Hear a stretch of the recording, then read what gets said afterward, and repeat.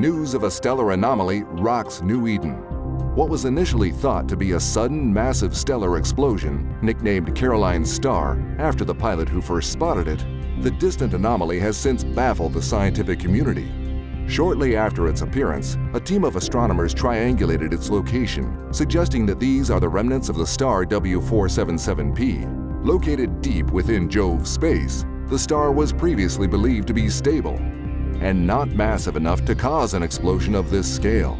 However, its unreachable location eliminates all possibility of confirming the actual cause. Scientists also remain puzzled by the anomaly's sudden, simultaneous visibility throughout New Eden.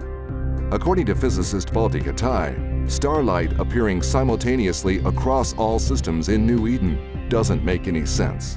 The energy required to create such an event is incomprehensible.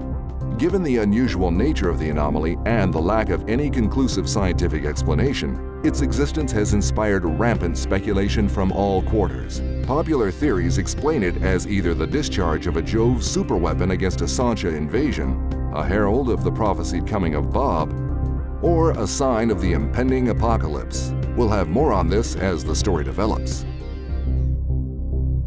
New theories about the alleged supernova known as Caroline's Star continue to surface. Many now speculate that the explosion is linked to a group of recently discovered wormholes that lead to the uncharted space of the so-called Shattered Worlds. Meanwhile, pressure is mounting on Sisters of Eve officials to explain how and why SOE stations were already present when pilots entered those previously unknown areas. Nemos was one of the first scholars to suggest the connection between Caroline's Star and the Shattered Worlds. He now claims that the increase in sleeper activity could be linked to the sudden appearance of gigantic cloaked structures around New Eden, and that sleepers are secretly transmitting messages to pilots through their implants, using the star as a beacon. Scientists continue to offer a variety of other explanations, including connections to the Salen incident, or possible Jovian or even Talican involvement, but are far from reaching any consensus on the true cause. We'll have more on this as the story develops. Gigantic listening towers, presumed to be of Jove origin, began decloaking all over New Eden this week. These coincided with the sudden appearance of heavily armed vessels that Concord is calling drifter battleships. Like the listening towers, the pilots of these ships carry signs of Jove origin. One of the first engagements involving drifters is causing great concern across New Eden. This footage shows fighters from the Thanatos-class carrier Rex attacking a lone drifter battleship. At first, the carrier seems to have the upper hand, its fighters slowly but surely wearing down the drifter shields, until the drifter ship suddenly unleashes its primary weapon, destroying the carrier with a single shot. The ship's capsuleer and sole survivor, Dantheus, claims he was taken by complete surprise and that he's never seen such power. All attempts to communicate with the drifters have thus far proven futile. Fortunately, they don't appear to be hostile unless provoked. In related news, the Sisters of Eve released a statement this week confirming that Caroline's Star originated in System W477P and also caused the unexplained cataclysm in Thera. But the group remained silent on the listening posts and drifter battleships. We'll have more updates as these stories develop. The partial withdrawal of N3 coalition forces in Innsmother, Scalding Pass, and neighboring regions has led to a power vacuum that's triggered opportunistic assaults on the area. Among those looking to stake a claim are the Red Alliance, who are determined to restore their former glory. Наша цель — вернуть былую мощь и уважение нашему альянсу. Мы хотим вернуть контроль над Инсмазером, Диторидом и, конечно же, CJ'ем. CJ is CJ6MT, a system long held sacred by the Red Alliance, who quickly recaptured it. There have also been shifts in control in Scalding Pass, with Gorgon Empire establishing sovereignty in the region. After taking control, Gorgon declared Scalding Pass's 12 stations free ports, open stations recently popularized by the Phoebe Freeport Republic. The influx of privateers, pirates, mercenaries, and the occasional trader makes for a chaotic mix, but it also supplies the Gorgon Empire with growing numbers of experienced capsuleers, who have a stake in the future of these safe havens. It's unclear whether the Freeport strategy will deter invasion in Scalding Pass. As for Innsmother, the reinvigorated ambitions of Red Alliance suggest that much more is on the horizon. This is Alton Havary reporting for The Scope. Prominent capsuleers and statesmen from all corners of New Eden are gathering in Ulai over the next few days to attend the Symposium of Emergent Threats. The event will be overseen by Matshi Raish, the elder mentor of the Society of Conscious Thought. The symposium is intended to provide a neutral platform for delegates to discuss the recent uncloaking of what has been identified as Jove observatories, as well as the near-simultaneous appearance of drifter battleships. These events have caused alarm throughout New Eden. It is hoped that the symposium marks the first unified step toward addressing the strange appearances. This is Lena Amber in Ulai, reporting for The Scope.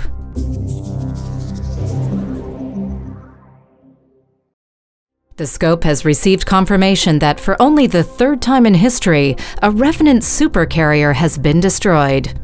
Piloted by its owner, Engineer, the Vagrant was one of very few Revenants to see service outside Sanchez Nation. When the Prelium Ultima fleet it operated with jumped out of 6E TAC MOW, the supercarrier stayed behind for reasons that are still unknown.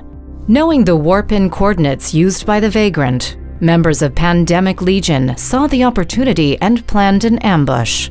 13 hours after PL forces set their trap, the Vagrant warped in. Pinned down by vastly superior forces, the supercarrier never stood a chance, going down in seconds thanks to doomsday hits from the waiting Titans.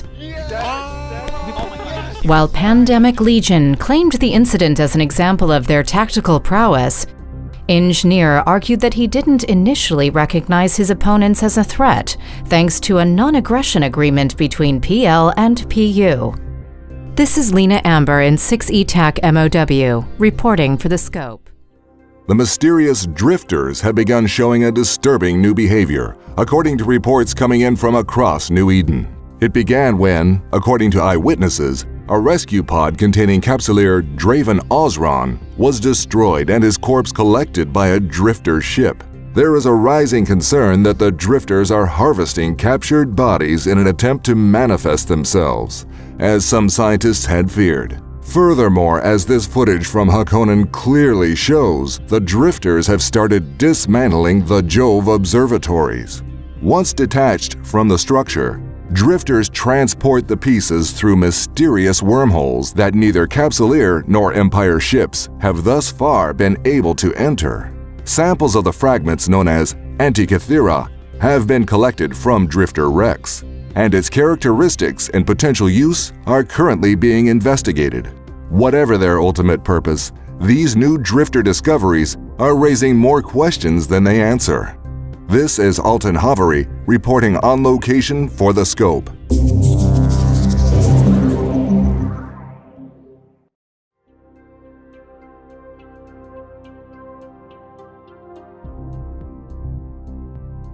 Production of the Jackdaw-class destroyer is underway, and early prototypes have already been spotted at several Caldari Navy testing facilities.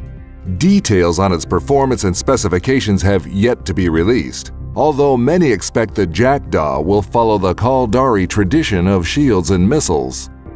The first production batch is currently being transported to classified proving grounds for final trials. Rollout to the public is expected within the next few months. This is Alton Havary reporting for The Scope. Hero Coalition has withdrawn to Iridia, bringing an end to the extensive standoff against Pandemic Legion's invasion of Catch. During the evacuation, the outgunned Hero Coalition was forced to give up the system of HED TAC GP without a fight.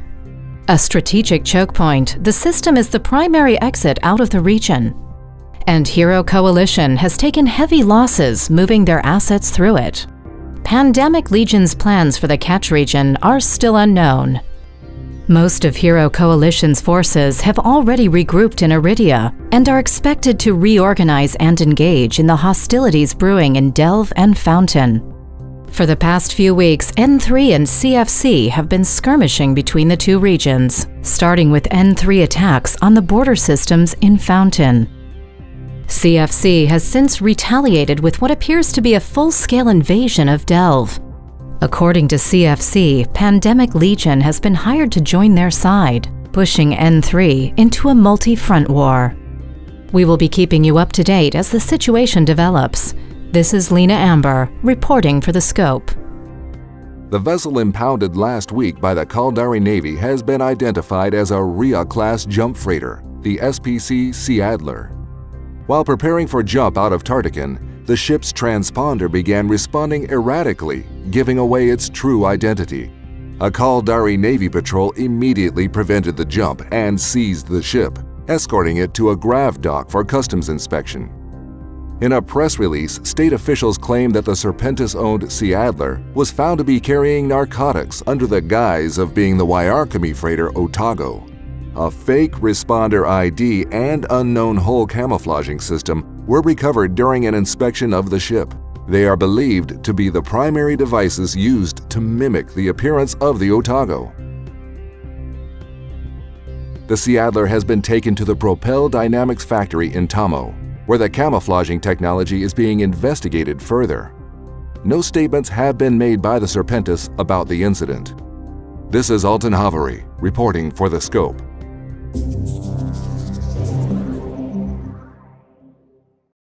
We are currently waiting to receive a live broadcast from DED headquarters in Ulai, where the body of a drifter was delivered earlier today for analysis. The 4 scientists who performed the preliminary autopsy have provided The Scope with an exclusive first look at the full autopsy report. The report confirms similarities between Drifter and Jove genetics, despite significant physical differences. Noted by Doctors Anslo Tetua and Mizir Starsurge was the odd absence of vocal cords and abnormal blood composition, the latter believed to be connected to the low-level radiation still being emitted post-mortem. The autopsy also confirms that the augmentation present in the subject is necessary for its survival. Further study is already underway It would appear that the broadcast has started. After an initial statement, we expect that we will be permitted to ask questions. It does appear that the broadcast signal has been lost. However, we will resume as soon as the broadcast is...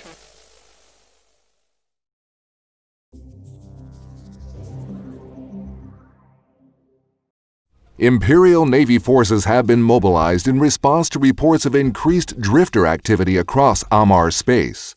A state of emergency has not yet been declared. However, tensions are high in systems where fear of an imminent threat is present.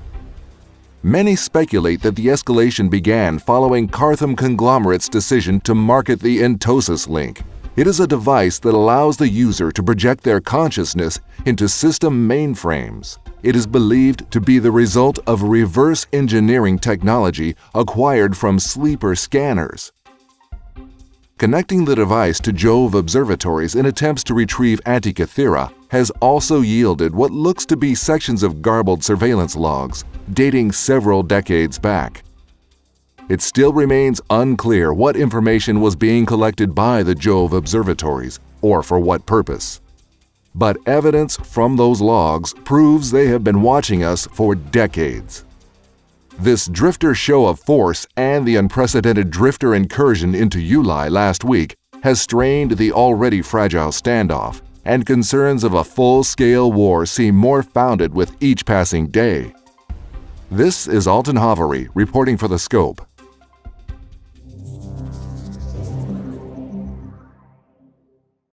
This disturbing recording was recently acquired by The Scope, and despite DED protests, we believe that the public has the right to know. This is Hilen aboard Scout Vessel Erect Jalan. There's an emergency into an uncharted hundreds of these signal, but we for as long as we can. Notify the DED. We may be facing a possible major More and more ships have been arriving at this enormous structure. Detected and it is possible that things ahead. It has been confirmed that the person speaking is indeed Hilen Tukoss, former employee of Amarr Company. The date of the recording is still unknown. A spokesperson for Amarr claims a search and rescue has already been organized in partnership with the Sisters of Eve. They are offering reward for information leading to the whereabouts of Hilen Tukoss and his crew. Officials are urging the population to stay calm as the footage is investigated further. This is Lena Amber, reporting for The Scope. Mind-machine link devices based on reverse-engineered drifter technology have caused unrest as their possible future potential is rumored to have major implications on the power balance of New Eden. Fighting is common as null security space alliances are already taking steps to adapt to the predicted changes, many of them reducing their zones of influence to a more defendable size. The following mass movement of ships and assets has provided ample opportunities for harassments and ambushes. More importantly, the abandonment of multiple regions has created power vacuums that various warring factions are contesting to fill, causing heavy firefights to erupt on virtually a daily basis. This and the possible threat of invasion from the largely unknown drifter forces have brought about a peace conference. Hosted by Archon Serene, the conference is held at Pakshi and is set to last 2 weeks. There are hopes that steps will be made in stabilizing the cluster, but the situation is rapidly developing. This is Alton Havery reporting for The Scope. The first Jackdaw destroyers going into operation have been delivered to Caldari Navy forces. Designed as a missile platform, it is built using the latest mode-switching technology, making it a highly adaptable multi-role ship. Fleet exercises are already underway to evaluate the Jackdaw's full capability as it gets integrated into active service. It has already been announced that the blueprint for the vessel will be sold publicly in order to balance the extreme development cost of the ship. This coincides with the unexpected unveiling of a Federation Navy destroyer-class prototype that has been named Hecate. Sources within the Galente Federation claim that the program has been given high priority in order to keep up with the rapid pace of Caldari Navy development. No performance details have yet been released about this new class, but experts are already comparing it to the Jackdaw, as it is scheduled to enter active service later this year. This is Lena Amber, reporting for The Scope. The order of Her Imperial Majesty Jamal Sarum to freely distribute new shield technology out to Capsuleers has infuriated DED and Concord officials. The Imperial Order was issued following a demonstration of the extremely efficient shield generators developed by a joint Amarr and Lai Dai research project. Possible to use even by substructures, their shielding is virtually impenetrable. Since it's based on the same technology exclusively reserved for Concord to protect stargates and stations in Empire's space, then it is certain that multiple treaties have been broken. The growing likelihood of a drifter invasion is seen as the main motivation behind this move, as it is clearly an attempt to bring hostilities in Nullsec space to an end.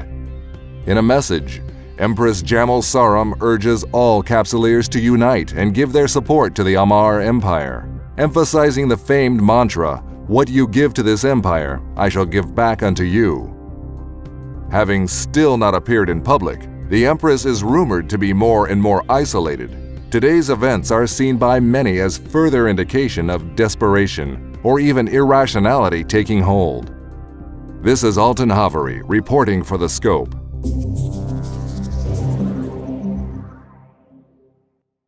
Footage has started pouring in following the sudden and still unexplained opening up of wormholes leading to uncharted systems. As the fragmentary information from explorers starts coming together, it looks like there are multiple systems containing enormous hive-like structures similar to those reported by the late Hilen Tukoss. These hives are surrounded by sleeper enclaves filled with bodies. It's not clear if all the structures were built together at the same time, or if hives were built later in an effort to harvest the corpses contained within the enclaves. The body of Hilen Tukoss was discovered and examined by Lucas Raholan while taking part in an Ikame-led expedition into wormhole J174618. This location has also been confirmed as the one seen in the final broadcast made by Tukoss. While J174618 and the other systems all contain formidable drifter presence, there is still no sign of the massive armada seen in the Tukoss recording, and that is certainly a matter of great concern to all the people of New Eden. This is Lena Amber, reporting for The Scope. Mind projection technology has entered the public sector with the discovery of new uses for the Entosis Link. The device's ability to manipulate Jovian systems has been known, but recent tests on non-Jovian systems by Capsuleer Max Sneak, including control of station services, have now proven successful. Only 2 weeks prior, Empress Jamal Sarum controversially gave Capsuleers advanced shield technology in hopes of swaying them to her cause. The Entosis Link appears to be able to negate its benefits. Observers have noted this development's adverse impact on the Empress' ability to rally Capsuleers to aid the Amarr against the so-called drifter threat. For now, the Amarr Navy continues to prepare and maintain its vigilance. Alone. This is Alton Hovery reporting for The Scope.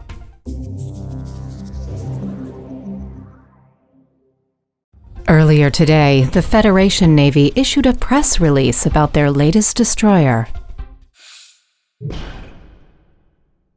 The Hecate is the leading destroyer-class vessel in existence. Built on mode-switching design, its performance and capabilities are unrivaled.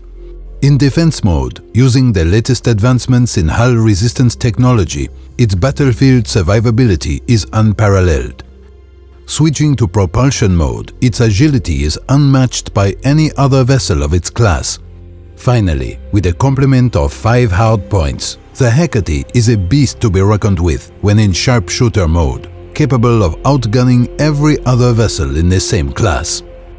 As the Hecate enters active service, the citizens of the Federation can rest assured that our Navy is ready for any challenge presented.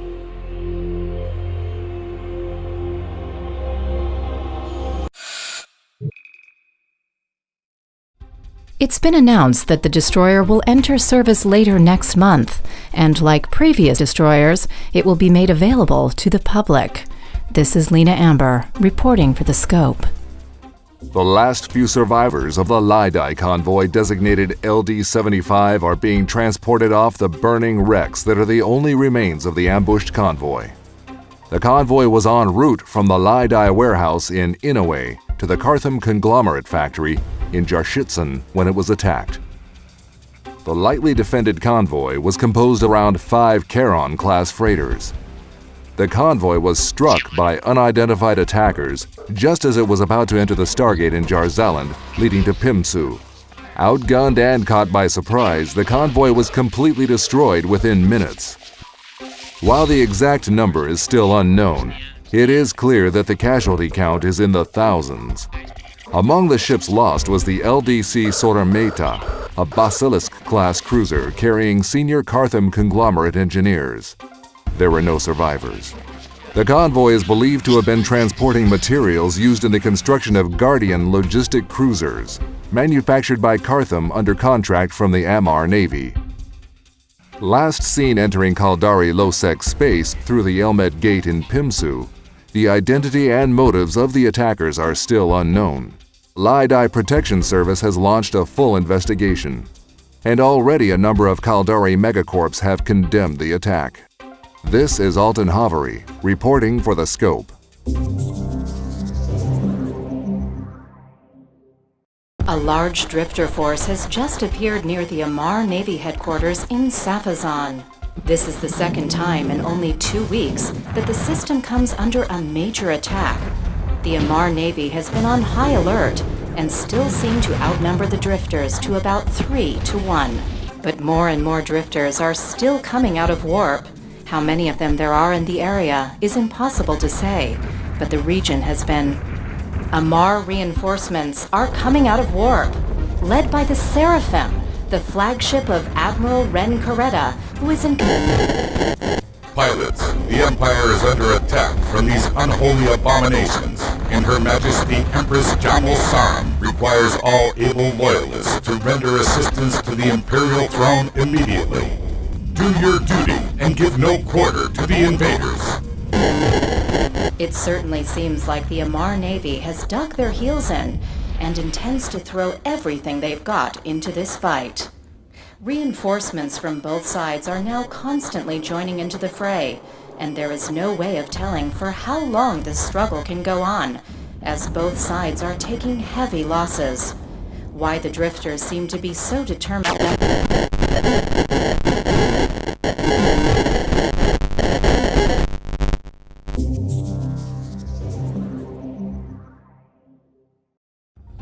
There is utter confusion here in Safazan, as the condition of Empress Jamal Saram remains unknown after a Titan carrying the Empress was destroyed by drifter forces just a few minutes ago. The Empress was to attend the inauguration of the new Imperial flagship, the Autopsy, at the Safazan headquarters of the Imperial Navy. Traveling in the Seraph, an Avatar-class Titan, the Empress was believed to be well protected and accompanied by a formidable escort. Despite this, the Seraph came under attack from a large drifter force, appearing almost immediately after the Empress arrived in Safazan. Imperial guards attempted to intercept the attackers, but the drifters used new tactics in their assault, utilizing their superior speed to head straight for the Seraph while ignoring all other ships. Within a matter of seconds, the Seraph was completely engulfed and obliterated by simultaneous fire from the entire drifter force. It is obvious that the Empress was the sole target, and once the Seraph was destroyed, the drifters warped away without concern for any other ships present. The speed and precision the drifters displayed while executing their plan seems to have stunned the Imperial Guard, as they were unable to react in time to put up any defense during the short but devastating attack. While search and rescue efforts are still underway, there have been no announcements made, nor have we been able to confirm anything regarding the condition or whereabouts of Empress Jamal Saram. We will of course keep on reporting as the situation develops. This is Alton Havery, reporting for The Scope.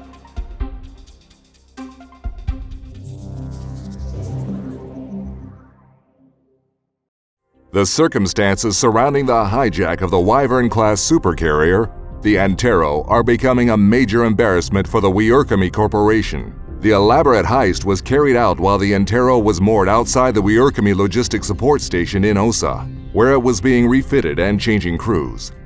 Using a captured shuttle, a small assault team infiltrated the Antero, disguising themselves as maintenance workers. Once aboard, they seemed to have taken over the hangar controls and waited for the scheduled crew exchange to take place. When shuttles carrying the replacement crew approached the Antero and its departing crew had gathered in its hangars is when the infiltrators struck. Hundreds of unsuspecting casualties were instantly ejected into space by the sudden lowering of the hangar force fields. Once the crew had been disposed of, the force fields were raised again with new passcodes, denying the incoming shuttles entry. In the midst of all the ensuing chaos, Gurista's reinforcements warped in, and before anyone could realize what was going on, they had managed to deliver additional assault troops to the Antero. Moving fast and with surprise on their side, the hijackers swept across the ship and overwhelmed the few remaining crew members. Within minutes, they gained complete control of the ship. In a desperate attempt to prevent the capture, all nearby ships opened fire on the Antero, but despite taking considerable damage, the hijackers managed to jump the ship to a yet unknown location. This is the latest in a series of high-profile incidents involving Caldari Megacore, following the complete destruction of the Lai Dai convoy LD-75 2 months ago. Confidential sources within the Caldari state claim that both incidents are part of an ongoing internal power struggle, and there is real concern that the situation may escalate even further. With hundreds of its former crew members dead in its wake, the Antero is currently listed as missing. This is Alton Havery, reporting for the Scope. The broadcast you are about to see is of graphical nature. Viewer discretion is advised. Bloody Omer ran away, hiding from the light of day. Made a base out in the night, far away from the Empire's might. Holders think they all are safe, protected by the Empire's grace. Silly people, they should know. You shall reap just what you sow. Bloody Omer is coming back. Monsters from the endless black. Wading through the crimson flood. Omer has come to drink your blood.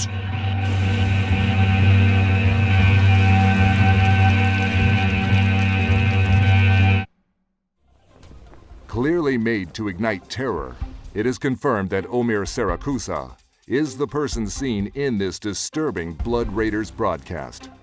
The identity and fate of his captives have not been disclosed. Amarr authorities are urging its citizens to stay vigilant and not to give in to what they refer to as acts of heresy. This is Alton Havery, reporting for the Scope.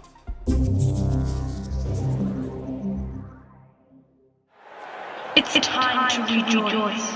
It's time to rebuild. The Empire has prevailed. The words of Security Commander Ori Jaleh echoed through the Amarr Empire today as the Imperial fleet stepped its status down from at war to high alert. The collective sigh of relief could be felt following the statement as Amarr citizens now look forward to more peaceful times. Surprisingly, the Ministry of War acknowledged the part Capsuleers played in neutralizing the Blood Raiders' threat and promised swift justice upon the inevitable capture of Blood Raiders' leader, Omer Sarakusa.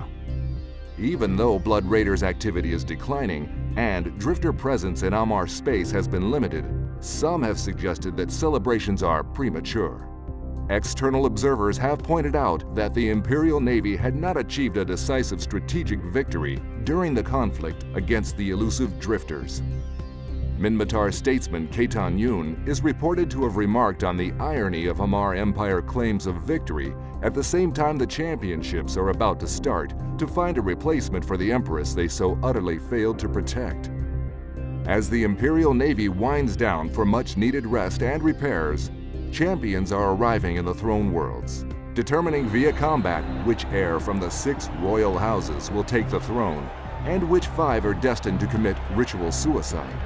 This is Alton Havery, reporting for the Scope.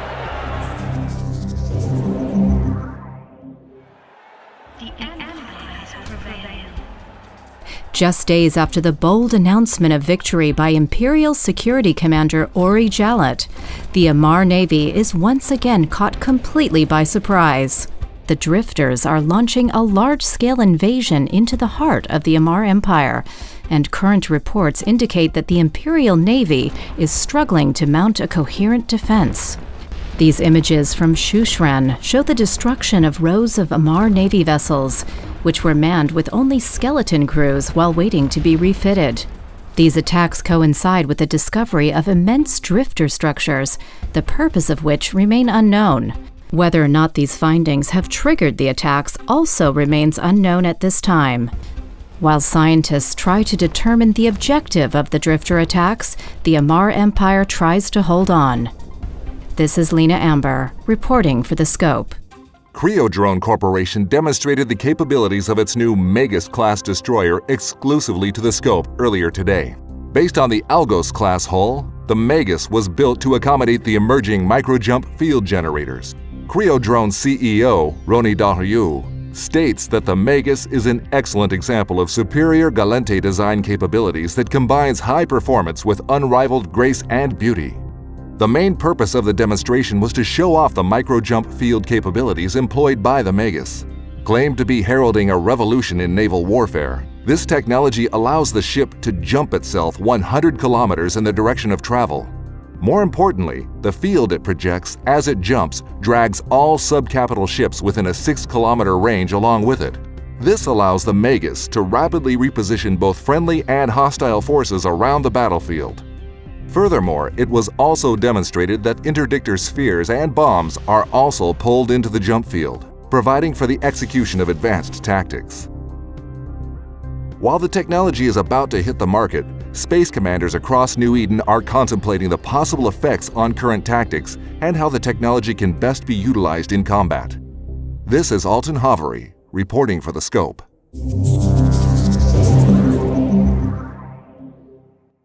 Mordu's Legion and our combined forces have launched simultaneous attacks on key Serpentis-controlled ore stations across the Outer Ring region. The assaults appear to have captured all stations in swift, surgical executed operations, with most of the fighting already winding down. The same tactic was applied during all of the captures. Mordus used their fast ships to warp in and immediately throw out warp disruption fields to prevent any escapes. The importance that Mordu ships seem to have placed on destroying all ships attempting to escape somewhat contradicts the statement released by the Upwell Consortium today, stating that the main objective of the operation was to return the control of the stations and ore itself to the rightful owner and founder of ore, Yanni Sar Arteo. Once the space had been secured, shuttles carrying our combined mercenary forces warped in and entered the stations. In most cases, the station personnel surrendered without a fight. It is expected that ORE will announce it is joining the Upwell Consortium as a full partner later today. This is Lena Amber, reporting for The Scope. As expected, after last week's recovery of ore stations from Serpentis control, ORE has joined its liberator, the Upwell Consortium. Despite the overwhelming success of the operation, carried out by Mordu's Legion on behalf of Upwell, there are persistent rumors that the few Serpentis ships that managed to escape the onslaught took with them a considerable amount of valuable ore assets. Most notable are the very first blueprint copies of the Endurance ice mining frigates, developed under ORE's Frostline brand. The Endurance, seen here during its trials, is designed to mine ice in extremely hostile environments. Cloaking optimizations allow it to operate unprotected in Nullsec and even shattered wormhole systems. It is also able to fit a new type of extremely efficient ice mining laser, developed in conjunction with the Endurance, providing the first frigate-class ice miner. Scope sources claim that ORE expects the Endurance to do well when it hits the market, fulfilling the needs of the more adventurous entrepreneurs. However, the mining tech company still has great concerns that the Serpentis are in possession of some of their most advanced technology. This is Alton Havery, reporting for The Scope.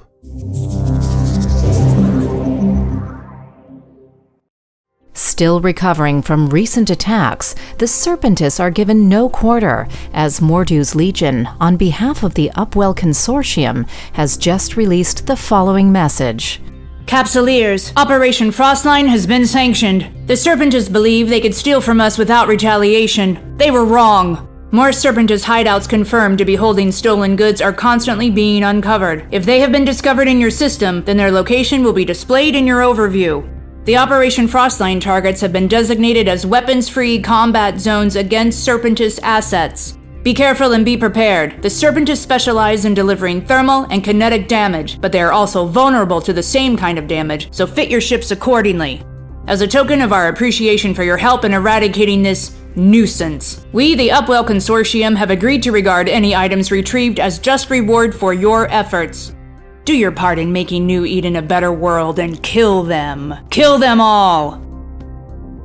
While most consider Operation Frostline an ingenious means for Upwell to deliver another blow against the Serpentis, there are those who have raised concerns about the sudden concentration of power building up behind the Upwell Consortium.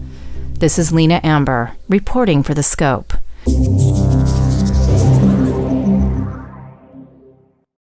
The Serpentis Corporation has been suffering heavy losses both in ships and material since Operation Frostline was launched against it by the Upwell Consortium.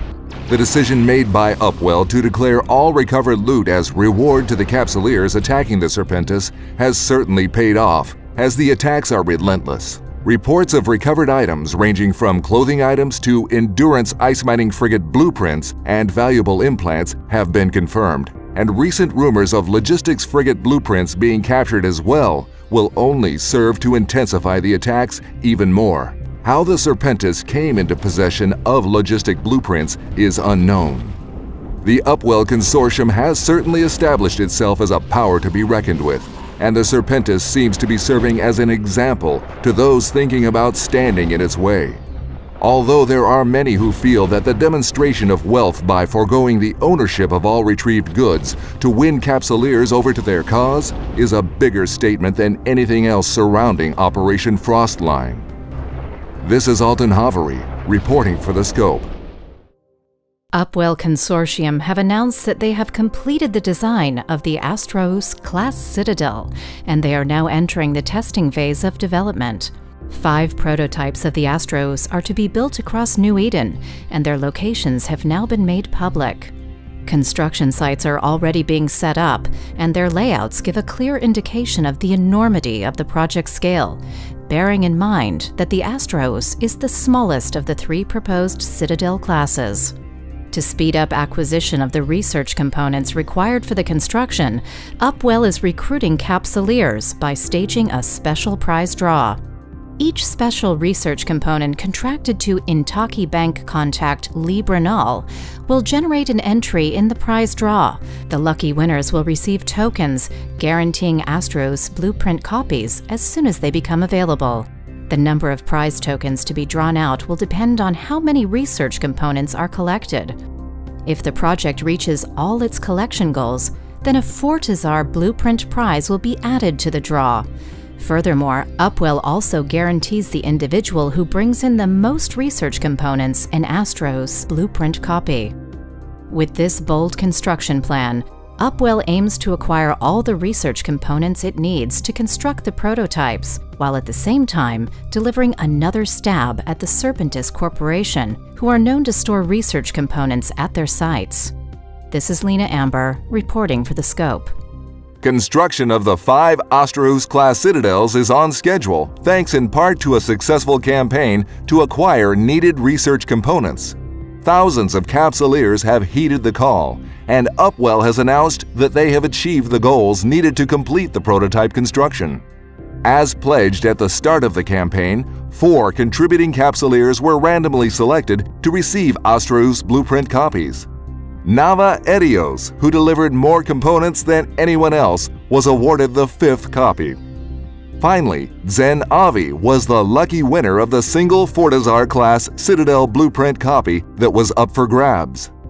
Upwell has continued moving forward with the construction for now, and has informed the winning Capsuleers that their prizes are currently being processed for future delivery.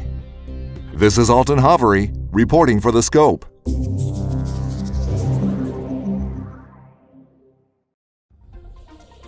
Withdrawal of drifter forces from Amarr space has brought a sullen end to their attacks.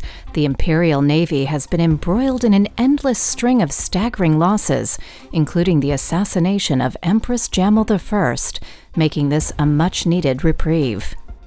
The sudden drifter pullback to the 5 known hive systems are believed to be connected to the Capsuleer reports that gate restrictions in those systems have been removed, clearing the path for Capsuleers committed to pushing back the drifter menace. The conflict has certainly taken its toll on the Amarr military, and talks of the withdrawal being a reaction to Sisters of Eve, and Capsuleer actions only adds insult to injury for the Amarr. Meanwhile, Sisters of Eve has launched a crowdsourced analysis of collected drifter data, entitled Project Discovery, and rallied under the banner of Citizen Science Begins With You. They hope to unlock the new drifter tech so that they may be made public and shared with all. This is Lena Amber, reporting for The Scope. An elite band of mercenary fighter pilots, known as the Valkyrie, has released intercepted communications from a select group of gueristas, identifying them as the group responsible for the recent pilot kidnappings. The current intel indicates that the pilots are being temporarily held at detention facilities spread all over New Eden, and then consolidated at several large, low-sec transportation facilities. The fate awaiting pilots at the final destination is uncertain, but fragments from the captured communications indicate that some sort of human experiments are being conducted by the Schism. The Valkyrie are urging Capsuleers to attack the Guristas detention centers and transport facilities whenever they are sighted and liberate the captured pilots before it becomes too late. For those who are less humanitarian inclined, the Valkyrie have pointed out that the Guristas facilities are also storing valuable assets that need be, as they put it, liberated. Capsuleers should hold on to all TEBS interfaces they find at these sites, as the Valkyrie technicians will be measuring their combined transmission strength for scientific purposes. The Valkyrie have stated that plans are in the works to acknowledge the efforts of the top collectors among the Capsuleers. This is Alton Havery, reporting for The Scope.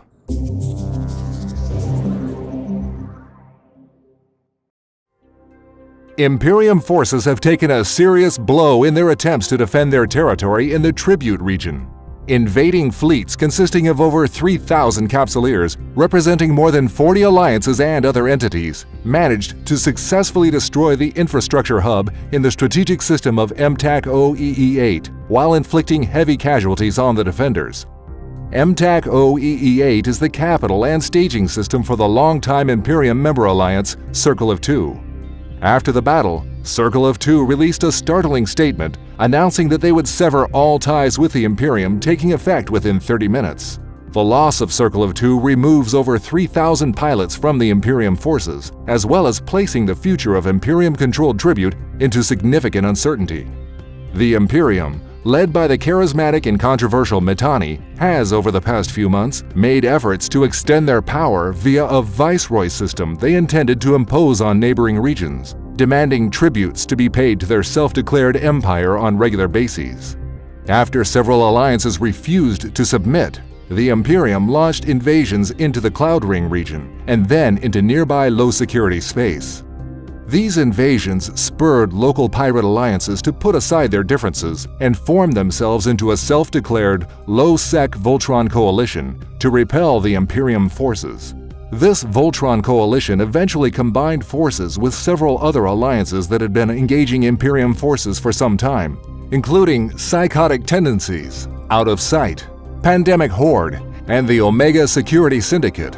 In recent weeks, more and more alliances have joined this new informal coalition against the Imperium, including Test Alliance, Northern Coalition, Pandemic Legion, Darkness, and The Culture.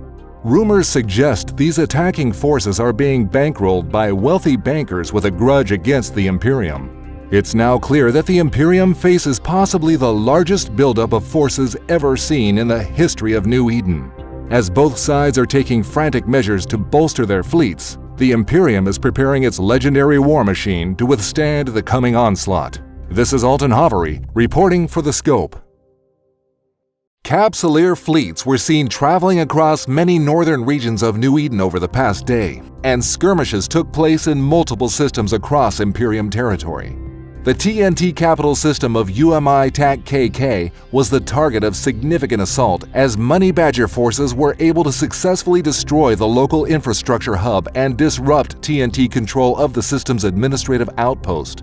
Imperium pilots attempted to protect the system through the use of interceptor wolf packs, but were overwhelmed by the larger attacking ships. With ownership now contested, the outpost is now a free port and able to be accessed by all Capsuleers. The full ownership of this outpost will be determined within the next 2 days. At the moment, all eyes rest on the Imperium, as the Mittani will deliver his State of the Gunyan address later today. State of the Gunyan speeches have often served as significant rallying cries for Imperium forces in the past. Citizens of the former Imperium capital system, VFK-TAC-IV, will be listening closely as the system is destined to come under attack later this evening as its iHub becomes vulnerable. Although VFK is of little direct strategic importance, it has significant historical value and represents the first time that a system within the Imperium stronghold of Decline has been seriously threatened during this conflict. Is the Imperium war machine prepared to protect VFK? Or are they planning to consolidate their defenses elsewhere? We will know more after the State of the Gunyan. This is Alton Havery, reporting for The Scope.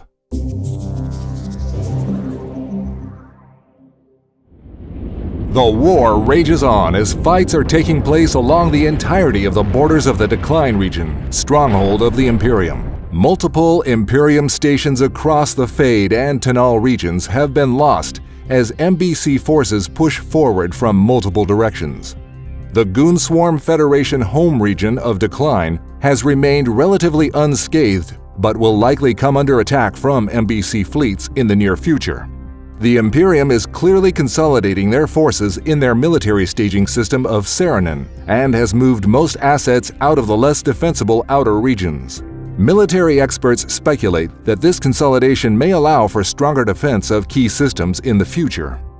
While the Imperium is outnumbered and still on the defensive, they do have the advantage of being an established and cohesive coalition with clear leadership. Its opponent, the Money Badger Coalition, MBC, is much more loosely formed with no apparent central command. In defiant speeches over the past week, the Mittani has argued that the Imperium's close ties will allow them to outlast their opponents.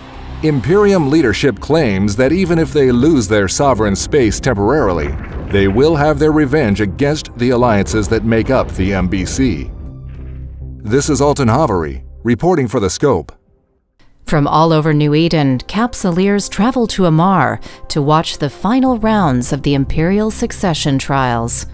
Fighting on the behalf of Aritzio Kor Azor of House Kor Azor is Lysis, and fighting for Katiz Tash Merkin of House Tash Merkin is Kellen Darklight. Stakes are high as the fight will determine who will become the successor of the late Empress Jamel I. Drifter threats, new emerging technologies, and conflicts in the Outer Rims are but few of the challenges that will await the new ruler.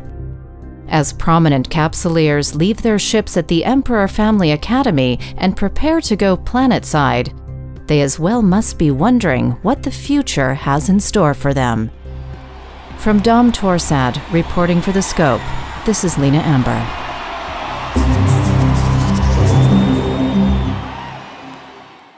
MBC leaders are planning their next move against Imperium forces, who have recently adopted guerrilla tactics in the ongoing struggle for the North.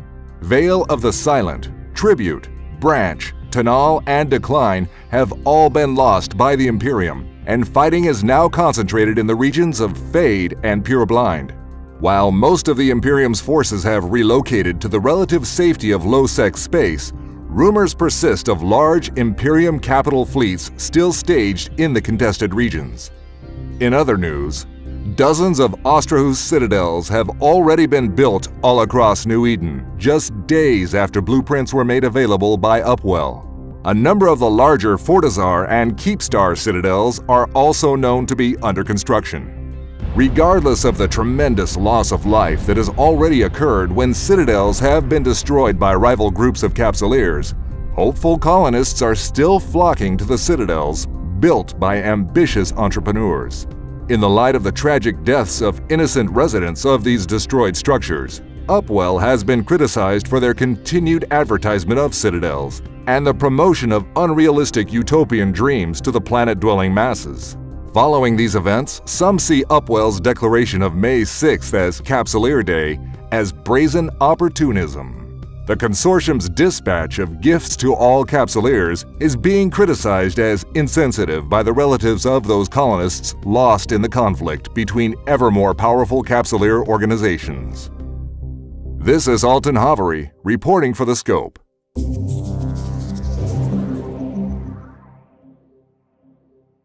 Fort Knox has been confirmed as the first Keepstar-class citadel to be constructed. Its final fitting and test firing were completed last week. This footage, received by The Scope, shows the test firing of its Doomsday weapon, confirming that the citadel is indeed fully armed and operational. Located in the wormhole system of J115405, Fort Knox is accompanied by Fortizar and Astral citadels, making this a truly remarkable accomplishment by its builders, Hard Knock citizens. In the north, the conflict continues, and while the Imperium coalition has lost all its sovereignty, it is still fighting on, mounting attacks from its current base in the low-sec system of Saranen against occupying MBC forces. To counter these guerrilla tactics, the MBC has placed a Fortizar-class citadel in Saranen, provokingly named the Spin Master. Its construction is clearly intended as a statement of power and dominance in the region. Large fights have been taking place in Saranen, with both sides slugging it out. In one of the larger engagements, the recently introduced Capital Force auxiliaries played a vital role protecting a vulnerable MBC Titan. While the Titan managed to survive, the Imperium inflicted heavy losses to its supporting forces. The MBC continues to maintain its siege, and has so far denied the Imperium any opportunity to regain a foothold in its former regions. The Force Auxiliaries are the latest addition to capital ship warfare, and have already been integrated into almost all large fleet operations. Continued rumors suggest that the Serpentis Corporation will introduce their own enhanced capital ship design soon, after their intentions came to light in a rogue broadcast made during the Amarr Championships. Unconfirmed reports suggest that they will be making carriers, dreadnoughts, and even titans available to local capsuleers. This is Lena Amber, reporting for The Scope.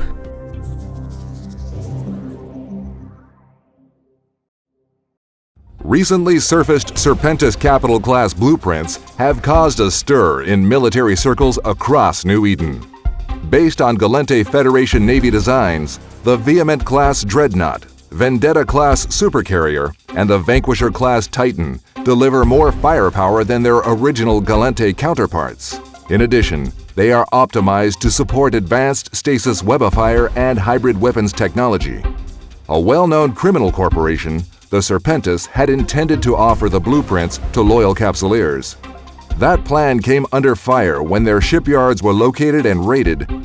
Today, with the assistance of the Scope Network's extensive broadcasting system, Concord is now making the locations of these shipyards public, stating that all equipment and construction materials recovered by capsuleers during raids on the shipyards to be classified as free salvage. In addition to this, again, via the Scope Network, Concord is offering various rewards for the destruction of the identified Serpentis targets, including some of the rarest Serpentis blueprints that have ever been acquired. This is Alton Havery, reporting for The Scope. Casualties count in the hundreds of thousands after the first ever destruction of a Keepstar-class citadel. While the exact number of fatalities remains unknown, it is believed that most of the victims were independent building contractors brought in to finalize construction and anchoring of the structure. Keepstars are the largest structures ever built, measuring close to 260 kilometers long and designed to house upwards of 100 million people. The Keepstar destroyed, however, had not yet been populated, as it was still under construction. Built by the Project Mayhem Alliance in the system of Nalvula, which is located in the pirate-infested low-security region of Lone Trek. The construction became known to Pandemic Legion Fleet Commander Killa B shortly after its final anchoring process began. Having been led into an ambush by Project Mayhem earlier this year, Pandemic Legion decided to settle the score and started raising forces. As the combined fleets of Pandemic Legion, Northern Coalition, Shadow Cartel, Darkness, and more arrived in Nalvula, they found themselves followed by hundreds of other ships, whose capsuleers had smelled the blood and wanted in on the kill. The defending forces, consisting mainly of Project Mayhem vessels with support from Test and the Circle of Two Alliances, were completely overwhelmed and forced to withdraw. During the next 2 hours, this massive fleet, numbering over 2,000, sieged the undefended Keepstar until finally the structure succumbed. When interviewed by The Scope, the mastermind behind the operation, Killa B, stated that the score was now settled and that Pandemic Legion has no further plans for actions against Project Mayhem. The statement is, however, of little comfort to the families and co-workers of all those who were killed when the Keepstar's reactor suffered a catastrophic meltdown during its final moments. This is Alton Havery, reporting for The Scope.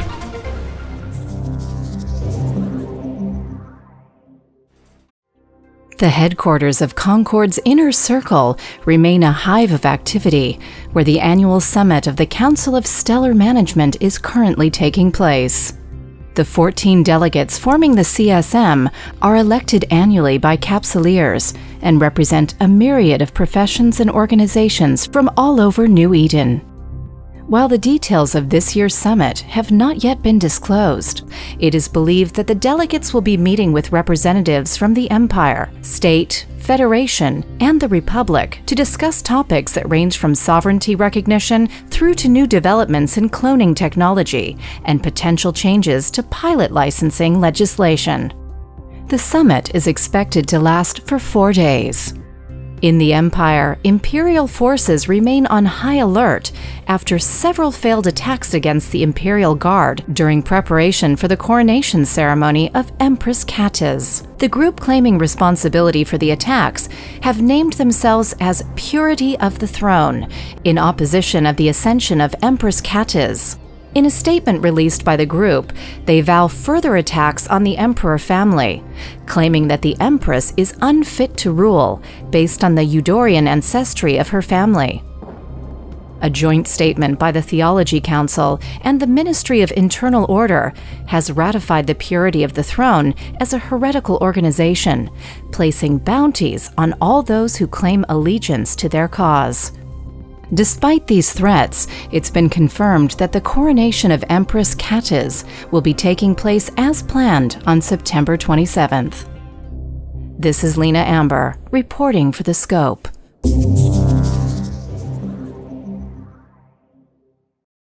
Amarr Prime, home of the imperial city of Dom Torsad, capital of the Amarr Empire, where the coronation of Lady Katis of House Tash Murkhan is scheduled to take place later today. After the coronation, Lady Katis Tash Murkhan will be known as Her Majesty Katis I, Empress of Holy Amarr, First Apostle of the True Faith, and Sovereign Defender of the Imperial Right. High above the planet, Capsuleers are already gathering to witness the traditional first honor paid to a newly crowned Empress by the Amarr military, the assembly for inspection of the Throne World's fleet of the Imperial Guard. The failure to protect the late Empress Jamel I from a drifter strike in the very heartland of the Amarr Empire has tainted the Imperial Guard's reputation among the conservative and unforgiving elites of Amarr society. The Honor Guard inspection's traditional purpose is to bind the Imperial Guard to the new ruler of Amarr. On this occasion, it will also be a necessary step in restoring the honor of an Imperial Guard that has been rebuilt with a new draft of experienced and dedicated veterans from the Amarr military. This is Alton Havery, reporting for The Scope. Of all recent Blood Raider attacks, none has gathered more attention than the one on the classified clone research station Alpha 49B. The Scope has acquired these fragments of footage from an investigative report carried out by the Republic Fleet. Shuttle Val 1, Volmar, you're cleared for release. Volmar, Shuttle Val 1 cleared. Shuttle Val 1, proceed on target. Copy, Volmar moving in. Volmar, Shuttle Val 1 initiating cargo and bioscan. Shuttle Val 1, copy. Is the cargo intact? Negative, no cargo or life signs detected. Hull intact, preparing for breach. Approaching docking bay. Volmar, Val 1 docked, boarding party disembarking. The ship was clearly boarded. Scorch marks everywhere. No bodies, though. We've reached the bridge. Only one body here. It's the captain. Or what's left of him. No sign of any other crew. Initiating startup. Systems online. Accessing ship's logs. Transmitting now.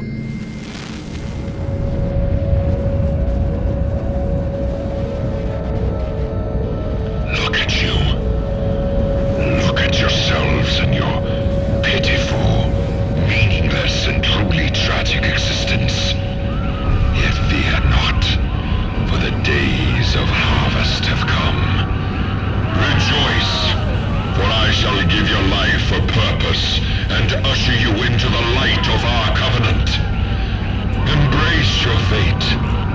You will be devoured. You will become one with me. Forever.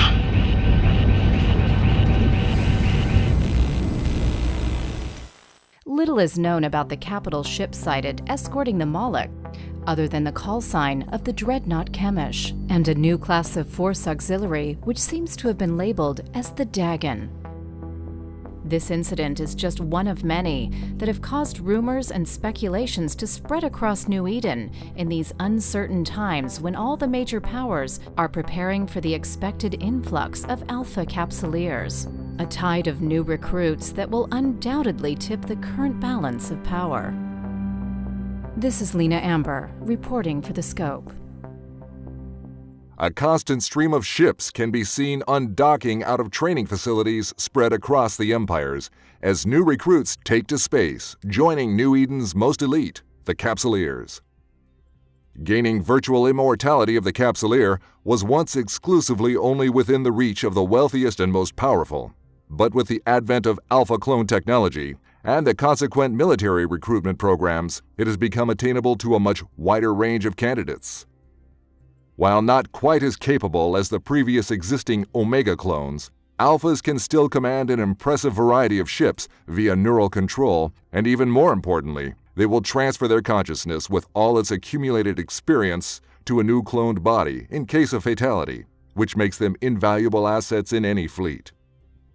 Empire-trained Capsuleers are commissioned as independent spaceship captains following training, free to make their mark on New Eden, and increase their Empire's sphere of influence, while at the same time providing the Empires with a pool of loyal Capsuleers whose support can be called upon in times of need. Ever since the Sisters of Eve introduced the Alpha clone technology to the Empires, its benefits have been clear, and the Empires have all embraced this gracious gift from the Sisters. But there are also those who have voiced their concerns that this technology may also harbor a hidden, darker side. Tea Akira, leader of the Sisters of Eve splinter group, Pharaohs of Thera, has been foremost among those warning of dangers. She claims the fundamentals of alpha clones are derived from research into poorly understood drifter technology conducted by the Sisters of Eve in the wormhole system of Thera, and that humanity may well be falling into a trap of their own making. The Sisters of Eve have vigorously denied these allegations, but the recent large-scale drifter attack on research facilities belonging to the Sisters have in many minds only confirmed that the warnings of Tea Akira should be heeded. This is Alton Hovery, reporting for The Scope. The situation for the circle of two-run Keepstar inhabitants in the system of MTAC OEE-8 is getting desperate. The Citadel has been attacked twice by overwhelming forces in the past few days, leaving it damaged and vulnerable to complete destruction. The first attack, conducted by multiple alliances, took out the Keepstar's shield, and the following day, a force consisting of roughly 3,000 Capsuleers attacked the Keepstar and its 1,000 defenders again. Staying out of range of the Keepstar's superweapon, the attackers sent wave after wave of fighter bombers, launched from carriers up to 1,000 kilometers away, using Fortizar and Astro citadels for cover. Citadels which have been constructed by the attackers around the besieged Keepstar. As the battle continued, the defenders, while sustaining heavy fire, managed to destroy large numbers of the incoming fighter bombers. This forced the attackers to move their fleets closer in order to focus their attack on the Keepstar, putting themselves in range of the Keepstar's superweapon, which began unleashing its devastating firepower, prioritizing its targets to take out the enemy fleet commanders with great effect. But despite the efforts of the defenders, the Keepstar was overwhelmed, and its armor was destroyed by the time the attack ended.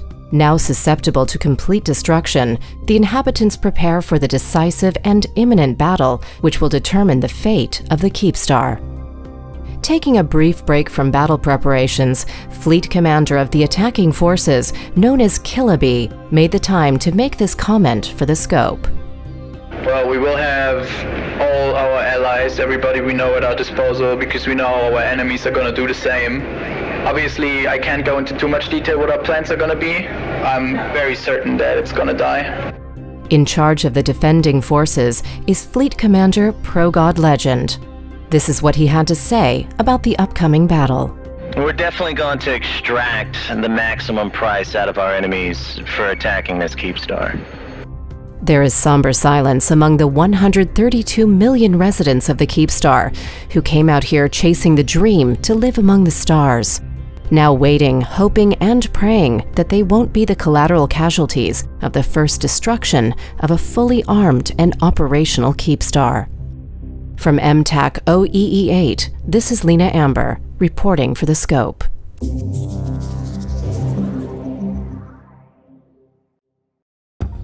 One of the largest battles in the history of New Eden recently took place in the system of MTAC OEE8, located in the region of Tribute. The battle would culminate in the destruction of a Keepstar-class citadel, the largest structures ever constructed by man. It was a thought-provoking moment just before the final battle to see the last few remaining defending ships still tethered to their besieged Keepstar, seemingly trying to hold on for just a few moments more before breaking off, attempting their escape. Facing overwhelming forces and the Keepstar already vulnerable to destruction after attacks in the previous days, its owners, the Circle of Two Alliance, had started to evacuate the Keepstar, leaving the Tribute region to relocate in low-sec. With the Keepstar surrounded on all sides by smaller Fortizar and Astrahus-class citadels, constructed to be used as staging posts, the attackers decided to change their carrier-based tactics from the previous attack and started forming up massive battleship fleets in preparation for the final push. We didn't bring any major supercap forces this time because we lost a lot of fighter bombers last time. They're worth quite a lot of money, and why waste a bunch of fighter bombers if we don't have to, right? We're gonna have so many subcaps that we don't need fighter bombers to hit the damage cap of the Keepstar. One can only imagine the finality felt by the Keepstar inhabitants as one by one the ships broke their tethers and left the system. As the last ship, a Leviathan-class Titan, made its jump out of system, the fate of the Keepstar was already sealed. In a final act of defiance, the remaining occupants dug their heels in, determined to take as many attackers with them as possible. Only minutes later, the attackers moved in, engaging the Keepstar from up close, which also brought them into the range of the Keepstar defenses, including its devastating arcing Vorton projector, whose beam of destruction jumped between groups of attacking ships on regular bases, leaving horrific destruction in its wake. For almost 6 hours, the attackers kept up the pressure, with up to 5,000 ships firing at the Keepstar, while at the same time constantly replacing the mounting losses suffered from the Keepstar defenses. Fleets of the defending Circle of Two and their allies did not enter MTAC-O directly, but instead they sprung a trap. Well, we got XIX's route through a spy, and we just set up a trap, and we converged on them. They thought that we were all sitting on Titans ready to go into M-O, but we were really all in range of their route, and then when they hit OB and warped to the Hakonnen gate, we all just converged on them, and they couldn't even fight. Like, it was 1,200 versus 300. We got a pretty sizable victory there.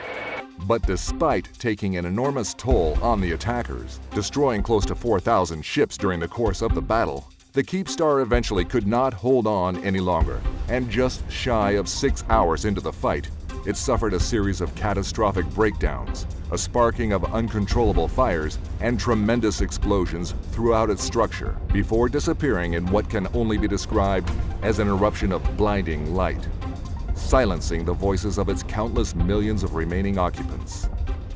This may have been the final chapter of the 3-month war for Tribute, as Circle of Two have now left it completely. But there is still uncertainty as to what will happen to the region in the near future. We're probably just going to stage one system like a military alliance, as we do, and then we're going to clear citadels and then set up the correct SOV systems, right people holding SOV. From there, it's probably going to be rented. Circle of Two, now resettling in low-sec, remain defiant. While we may have lost a sizable and expensive asset in this fight, Circle of Two Alliance CEO Giggs, the person in control of the MTAC-O Keepstar, caused as much damage East-wise as there was spent in construction and outfitting of the Keepstar. We'll now move on to bigger and better things with their allies, invading new space and making new allies and new enemies. This isn't the last time people have heard the name Circle of Two. This is Alton Havery, reporting for The Scope.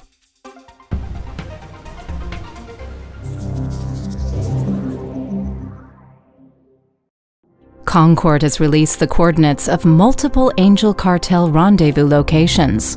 Appearing as Guardian's Gala in Capsuleer overviews, Concord has declared these gatherings a prohibited criminal conspiracy.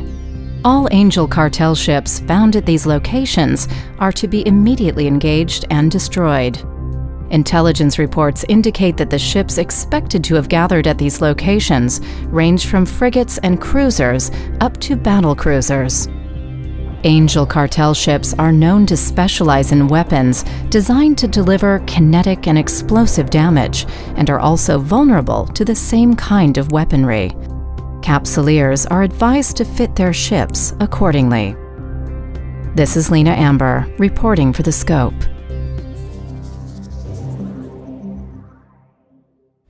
These are the first confirmed images showing a Blood Raider shipyard. Captured by an Amarr Navy scout, these shipyards enable the construction of the advanced Moloch-class Titans, along with enhanced force auxiliaries and dreadnoughts, making them more dangerous than ever. Due to the complexity of constructing and maintaining these shipyards, Blood Raiders are not expected to be able to deploy more than one at a time, but that will also cause them to defend them with fierce determination. Extreme caution is advised. The Kyonoke plague crisis continues, and outbreaks are known to be taking place in at least 4 locations across New Eden. The source of the outbreaks can be traced back to an unauthorized breach of the notorious Kyonoke mining pit, where the deadly pathogen was unearthed 20 years ago. Within days of this initial discovery, all the workers in the pit were dead, and all subsequent efforts to enter the site have resulted in a 100% fatality rate. During the recent incursion, the infiltrating group became exposed to the pathogen, possibly intentionally, as the group dispersed across the cluster following the breach. Of the 4 known outbreaks, the most serious one by far is taking place in the city of Murska, on the planet Oyanan 2. It started when a Kestrel-class frigate flown by an infected pilot crash-landed just outside the city, and unaware of the pilot's condition, he was rescued from the wreckage and taken to a medical facility inside the city. Now, just 2 months later, the entire city and its 36 million inhabitants are currently constrained under containment nanodomes. The death toll is estimated to have already passed 8 million. This harrowing footage of conditions inside the dome was leaked to The Scope, indicating a complete breakdown in law and order within the sealed-off area. In Postolvan, a Keepstar has been built to host the Kyonoke Inquest Summit. The Keepstar was constructed around the processing facility RP4, which has been completely sealed off for weeks since the pathogen was detected there. While most of its inhabitants are already deceased, those who remain have become desperate. The next few days will be crucial in the struggle to contain the plague, as scientists and delegates gather here for the Kyonoke Inquest Summit. This is the only hope to find an alternative solution to the outbreak, other than the current method of complete containment, followed by simply waiting for the plague to run its course. This is Alton Havery, reporting for The Scope. Almost a week after its discovery, an Imperium fleet has successfully attacked the Blood Raider shipyard, putting it into reinforced mode. The shipyard was initially found by Capsuleer Theron Maricati while taking part in a large-scale Imperium search for it. We were looking for it for about 2 days. The first day was to see potential places with higher activity than other places. On the second day, we tried to scour all the asteroid belts and using D-scan and quantum probes and everything. We went with only 1 pilot per system, and I was that lucky that I was assigned to the system that this OTO was in. In that system, I definitely could see the hauler warp upgrade, so I checked my D-scan. I didn't see the hauler on D-scan anymore, but I could see them on my combat probes, so I definitely knew something was going on. And I actually managed to pin it down and warp to the thing. And yeah, it was pretty exciting warping to that. And when landing on grid and saying the magic words on our comms that I found it, oh yeah, it was really exciting. In the past days, there have been some relatively small attacks made on the shipyard, but its formidable defenses have repelled them all. That is until last night, when an Imperium fleet consisting mainly of fast Punisher frigates, who, while flying at high speeds to avoid damage from defending Blood Raiders, managed to inflict enough damage to the shipyard to put it into reinforced mode.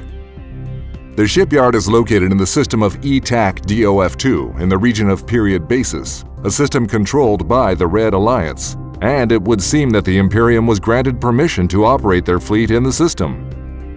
As the shipyard becomes vulnerable, the stakes will be high, as it is rumored to contain extremely rare and valuable technology which can possibly be acquired from the wreckage if the shipyard is destroyed.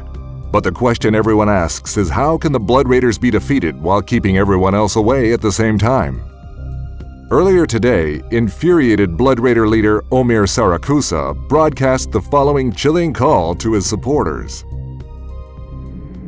Empty is the night for the lost and the weak.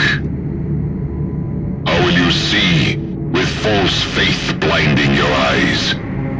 How will you seize your destiny on bended knees? Lift yourselves up and look into your hearts. Is the blood that flows there pure? Or is it thin and corrupted by gold and the prattle of priests? Now is the time to shine in the light of the Red God. Now is the time to forge your destinies with blood and iron. The covenant of blood is the truth of the universe. A covenant is a beacon set among the stars. Our foundries will blaze with the red flame of construction as every new ship of war is baptized in blood and fire. Let our sacred work begin. Let our swords reap the harvest of the great truth. Become one with me in power and seize life eternal.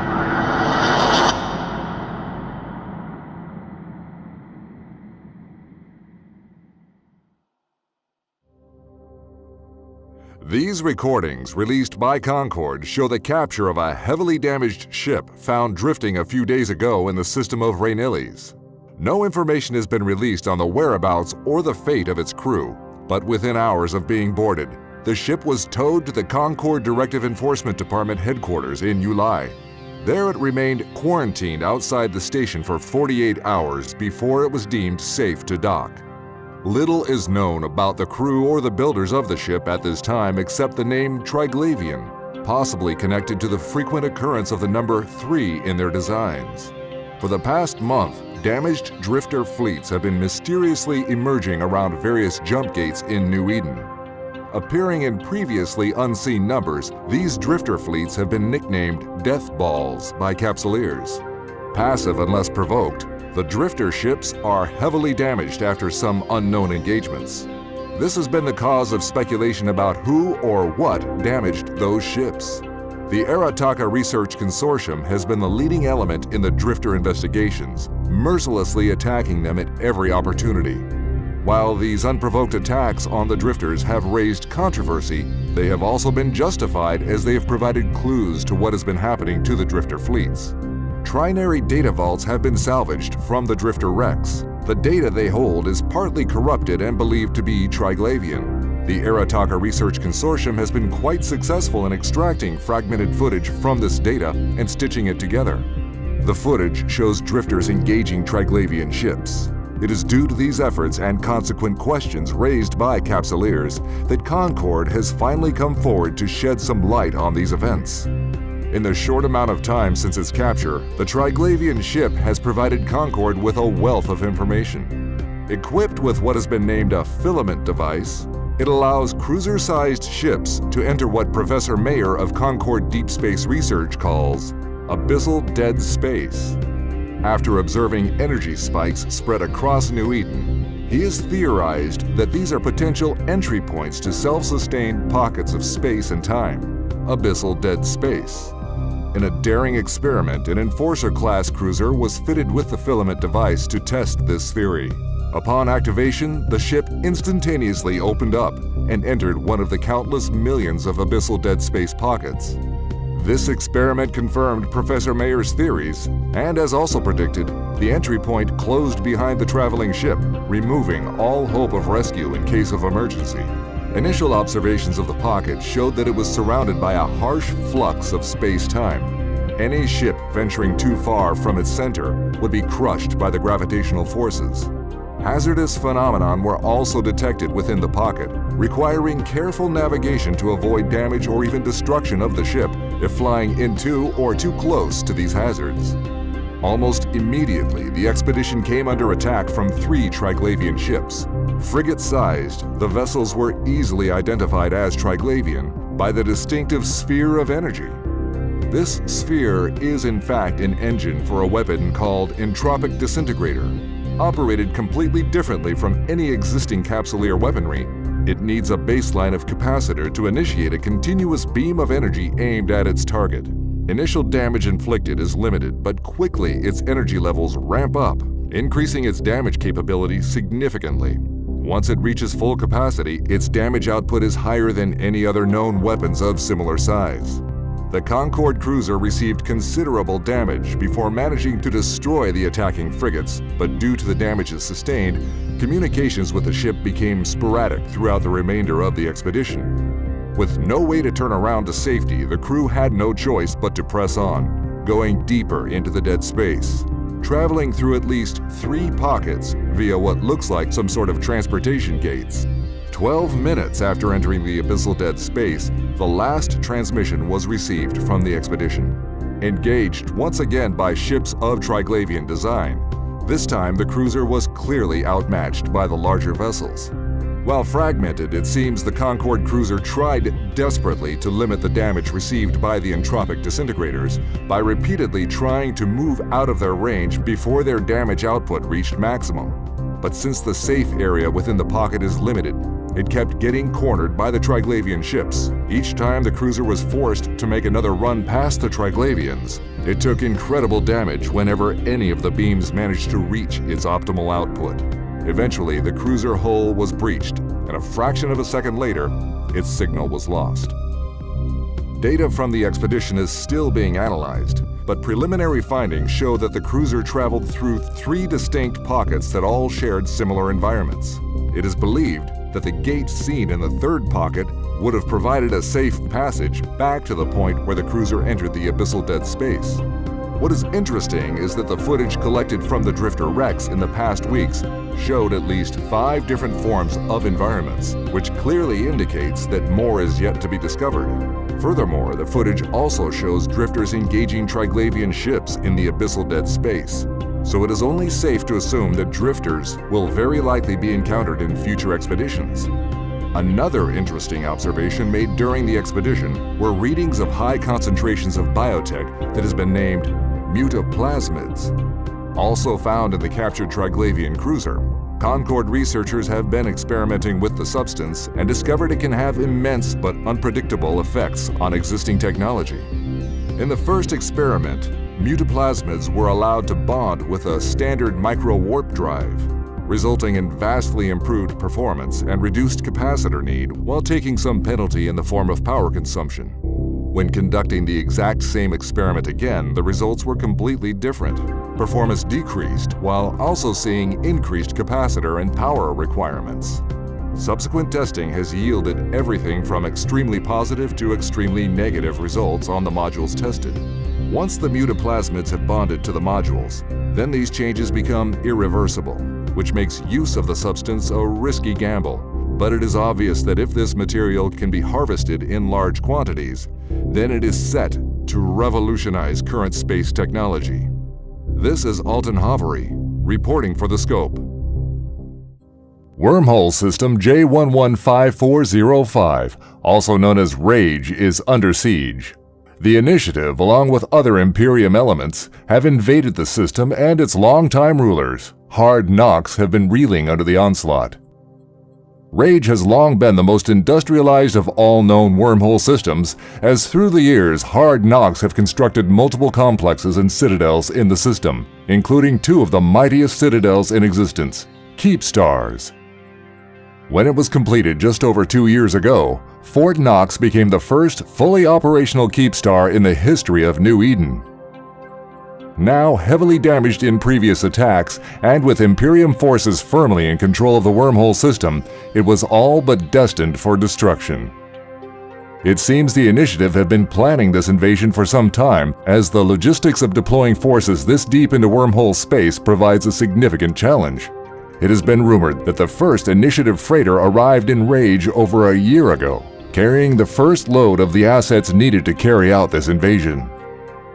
The Initiative launched their attack earlier this month, attacking multiple Hard Knox structures and seized control of all entrances into the system, making it extremely difficult for Hard Knox to bring in reinforcements. 4 days after the attack started, and mere hours before its inevitable destruction, one can only imagine the despair of the countless thousands of inhabitants occupying the Keepstar. As they watch in disbelief, Hard Knox Capsuleers undock one magnificent capital ship after the other, only to self-destruct them in front of the Keepstar, a last resort to prevent them from being captured among the wreckage by enemy hands. Only a fraction of the population may have managed to get aboard the few ships that undocked Fort Knox, not to self-destruct, but try to either escape the system or seek refuge in some of the other structures in the system.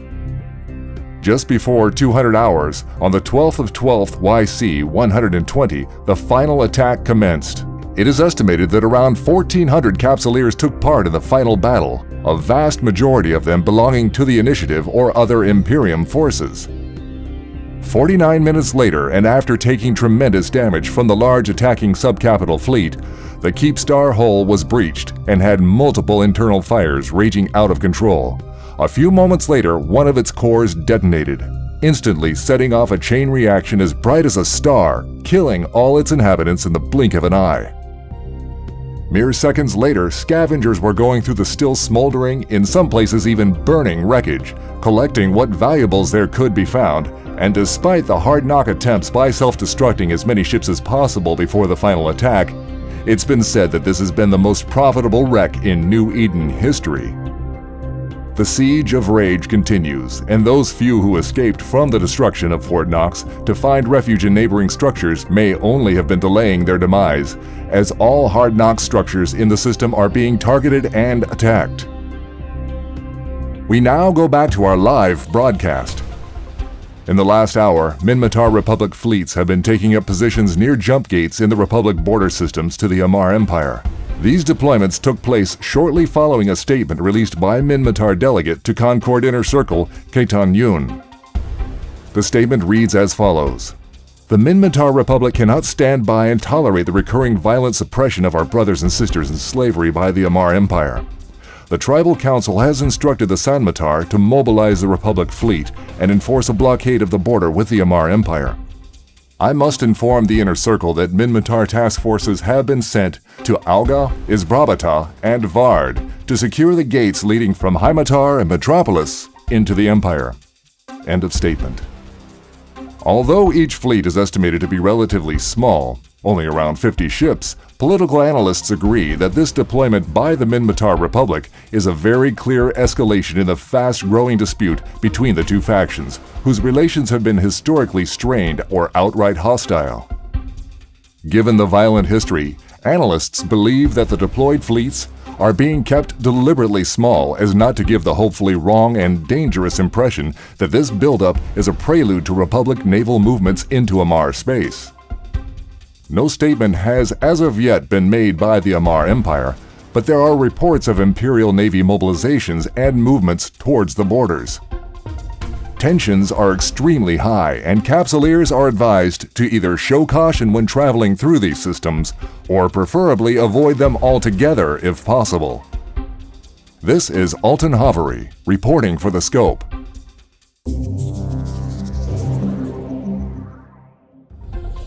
This is The Scope, reporting live. Billboards across New Eden have been hacked and are looping a message apparently delivered by a Triglavian entity named Zoria Triglav.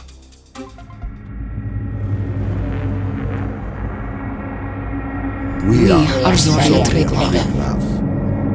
We speak for the congregation of Triglav outside the struggle. We are an emanation of the clades. We are an emanation of the clades of Perun, Velis, and Svarog. Hear the words of our prayer. Hear the words of our prayer. Heed them. And heed them. The ancient domains beyond The ancient domains beyond the flow of Viraj were lost to us. Intruders from the ancient domains have entered the flow. Intruders seek to corrupt the flow of Viraj and the domain of Bujan. The ancient enemy Azdaja must be extirpated. Deviant automata must conform or be extirpated. Corrupted Narodnia must be extirpated. Human augmented Narodnia must prove the direction of their flow.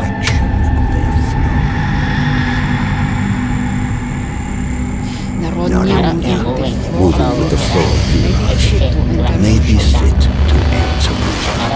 Narodnia without fitness will be expelled from the flow. The convocation of Triglav outside the struggle invoke cladistic drawing.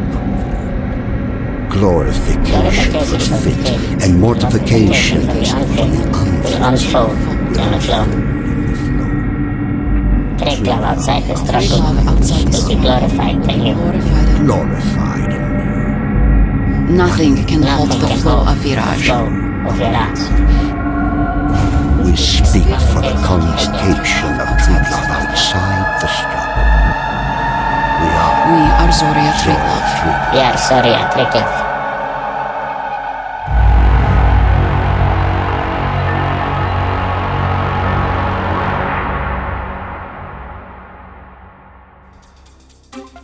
Little is known about the nature of the Triglavians, and this is the first time the mysterious collective has attempted direct communication with the inhabitants of known space. The meaning of the cryptic broadcast is still being deciphered, while many have had their attention drawn to the Triglavian apparently delivering it. Zoria Triglav. Analysts have noted 3 distinct voices, and this, with the use of plurals, such as "We are Zoria Triglav," has raised many questions. Is the speaker referring to itself as "we" or as Zoria Triglav something else entirely? Some think it refers to the collective's ruling council.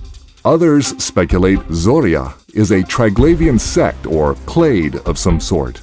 For all the speculation, this incident is only the 3rd time Triglavians are believed to have entered or interfered with known space. First contact almost a year ago resulted in the capture of a Triglavian cruiser by Concord. Despite repeated requests made by the Scope and others, Concord refuses to release any findings regarding the mission of that cruiser or the fate of its crew. A second incident involved a Triglavian information worm that affected the Galnet router backbone in November, YC-120.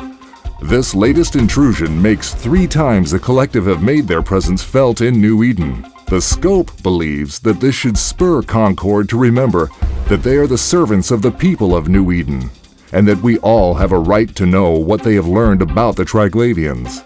The Scope will continually monitor the situation and bring updates as this breaking story develops. This is Alton Havery, reporting for the Scope.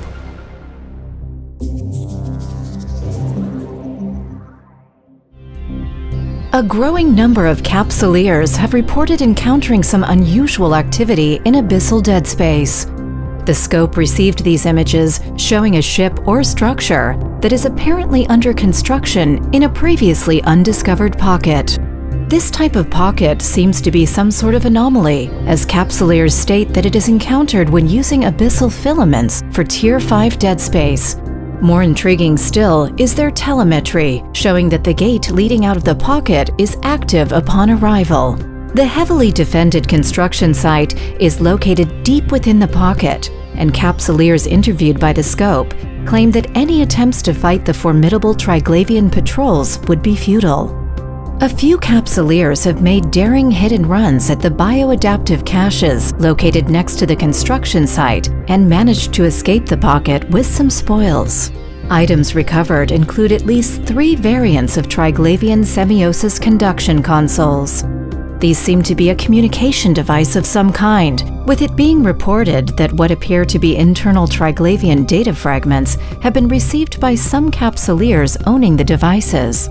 Concord has urged those in possession of these devices to hand them over to Concord for their own safety. For our part, the scope urges Capsuleers to resist Concord secrecy and report their findings. The people of New Eden have the right to know what is going on. In other news, Katia Sae of the Signal Cartel Exploration Group is being celebrated as the first human to travel to all accessible star systems of New Eden, both in known space and wormhole space. The journey through 7,805 systems took 9 years to complete.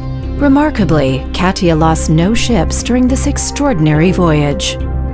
To commemorate this achievement by one of their people, the Akura Stargazer Society are commissioning a statue to be built in Katia Sae's home system of Seisio. The memorial statue will be raised near the Abagawa Gate, where the first jump of the journey was made by Katia over 9 years ago. This is Lena Amber, reporting for The Scope.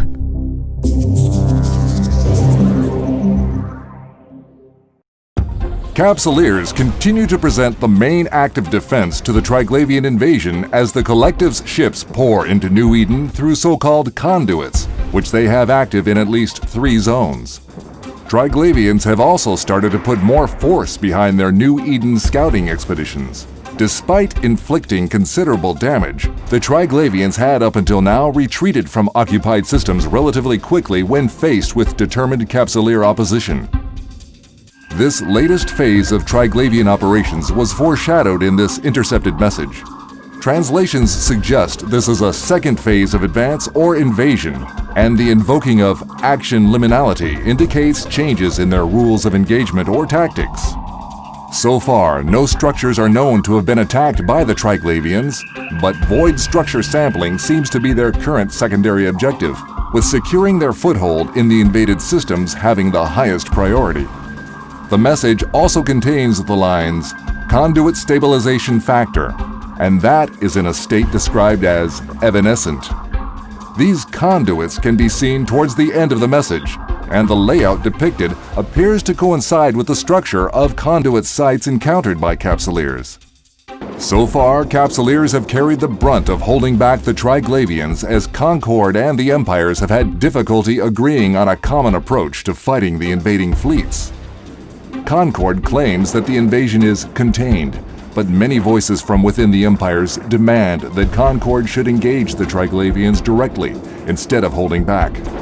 Interestingly, the Empires themselves have been reluctant to deploy their own ships in force. Some have suggested the hesitancy is due to concerns that the first Empire to act decisively will become the prime target of the Triglavians, disturbing the delicate balance between the Empires. Until agreement is reached, New Eden relies on the Capsuleers to hold the line as the Triglavian invasion ramps up.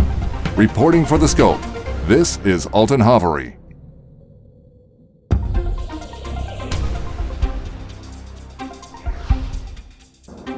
New Eden is under another attack. Drifter raiding fleets have been reported to be roaming across almost all of Nullsec. At least 70 systems have been confirmed to have been attacked by drifter fleets, numbering from 10 up to at least 25 ships each. Attacking all Capsuleers that get in range, the drifters have also turned their attention towards low-powered and vulnerable structures. At this moment, the scope does not have the exact number of structures attacked, but they are estimated to be at least in the dozens, possibly even the hundreds. How long this onslaught will go on is impossible to say, but further unconfirmed reports of attacks continue to pour in from Nullsec. It seems that Capsuleers in the outer regions will have to start defending their structures, as the drifters are not showing any signs of slowing down. With the core of New Eden facing a Triglavian invasion, the news from Nullsec regions is a disturbing reminder of the threat posed by the drifter menace. The Scope will keep monitoring the situation and bring updates as it develops. This is Alton Havery, reporting for The Scope.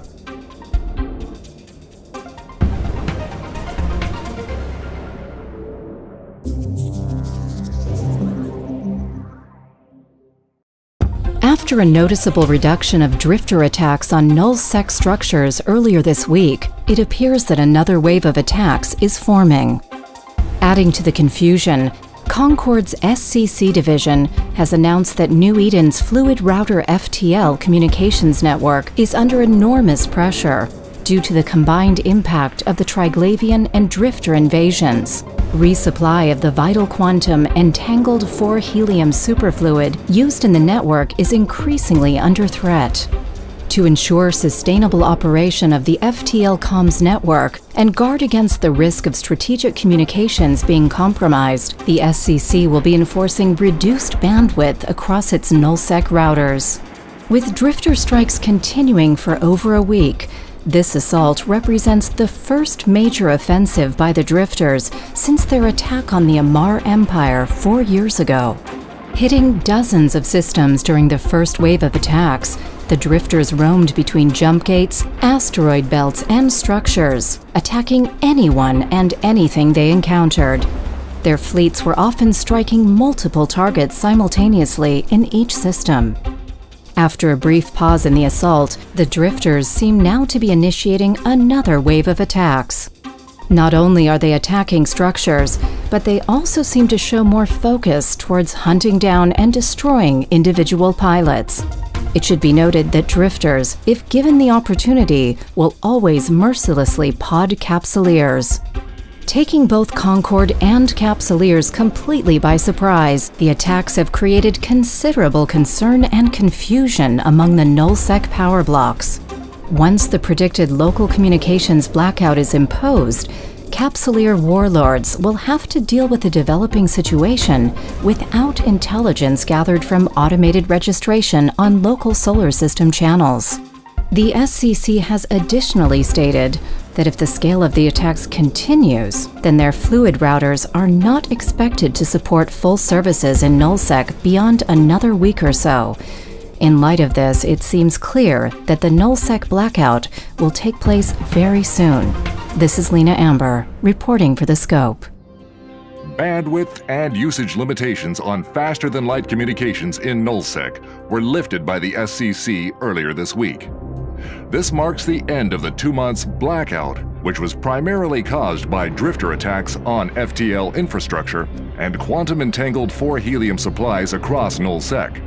While communications have now been fully restored, Concord officials warn that communication service levels remain subject to change, possibly at short notice. The Triglavians have expanded their invasion into low-sec regions as Khanid, Aridia, and Moldenheath have come under attack in the last week. Reports from the fronts are mixed, but defenses seem to be holding. Low-sec systems in Genesis and the Forge have also been hit by new attacks as the Triglavians continue their pattern of shifting attacks around New Eden. These new fronts are in addition to continuing incursions into high-security space by Triglavian world arcs and widespread scouting forces. The Scope has acquired new footage from a previously unknown abyssal dead space pocket. The imaging data appears to show an array of construction yards with a high level of activity. There are no completed ships visible in the footage, but comparisons with the Vexor, which entered the pocket and provided the footage, suggest the Triglavian ships being constructed can be rated as capital ships. The structural components that have been laid down so far also appear to correspond to schematics from intercepted Triglavian messages. The intention behind this new shipbuilding activity remains unknown, but analysts believe the Triglavians are responding to the course of the war so far and preparing to change their tactics. In other news, extensive renovations and a major expansion project have started on the Jita 4-4 Caldari Navy Assembly Plant. Contracts for all aspects of the project were recently awarded to the PKN Interstellar Consortium, led by the CBD, Lai Dai, and NOH Megacore. By far the busiest trade hub in New Eden, the expansion of the station has long been considered overdue.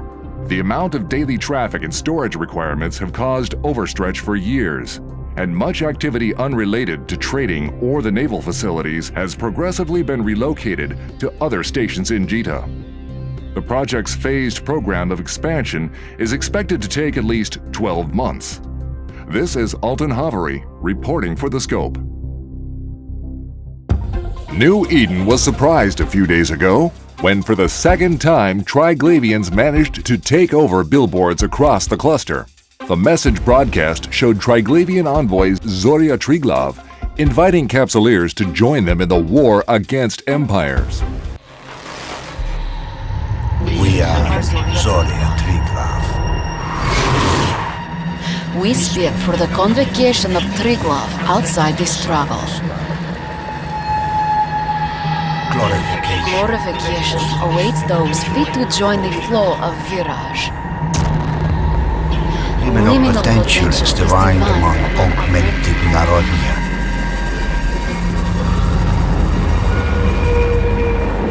We invoke approving of Cybernauts in the ancient domains.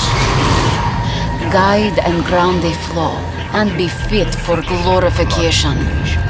Obstruct and mortify the flow, and you will be extirpated. We speak for the convocation of Triglav outside the struggle. We are Zoria Triglav. Needless to say, this ominous recording has sent shockwaves throughout Empire space. Officials of Concord's Big Four empires, who for some time have been concerned with the growing wealth and influence of Capsuleers, are questioning the loyalty of such pilots. Katia Sae, Provost Marshal of Concord's Aegis Division and the primary coordinator of planetary and orbital defense against Triglavian invasions, responded to the broadcast. Concord's Directive Intelligence Agency believes the Triglavians are attempting to entice independent Capsuleers into renegade actions that would suit the interests of the invaders. I can confirm that Concord is coordinating closely with member states in a broad effort to thwart Triglavian attempts to manipulate star system environments across New Eden. The Triglavians pose an existential threat to all of New Eden. We trust that Capsuleers will continue their efforts to combat the Triglavian menace and work with local defense forces to this end. In the days since the broadcast, fierce fighting has been witnessed around Concord observatories, where the Triglavians have for the first time deployed their mighty Zernitra dreadnoughts against Concord and Empire fleets. The appearance of Triglavian dreadnoughts continues the apparent change in tactics marked by the collective withdrawing its massive world arcs from K-space.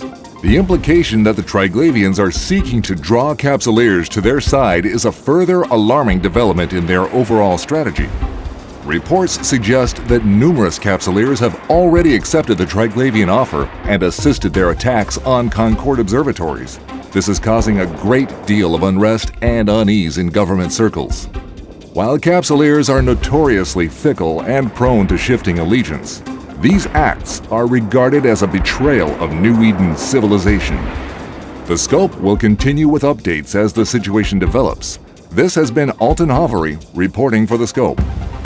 Now, with a special story about recent events in Empire space, here is Lena Amber.